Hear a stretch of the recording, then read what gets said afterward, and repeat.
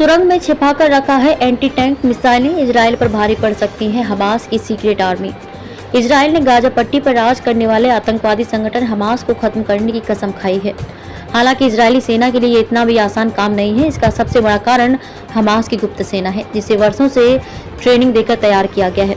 ये आतंकी network Iran के साथ साथ सहयोगी अरब समूहों के छोटे छोटे देशों तक फैला हुआ है। आज से करीब एक सप्ताह पहले इजराइल जैसे शक्तिशाली देश पर हमास का बड़े पैमाने पर हमला इसी का परिणाम था।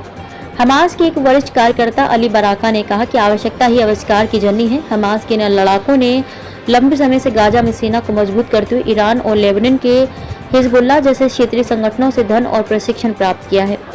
लेबनान में रहने वाले बराका ने कहा कि हथियारों के आयात में कठिनाइयों का मतलब है कि पिछले 9 वर्षों में हमने अपनी क्षमताओं को विकसित किया है।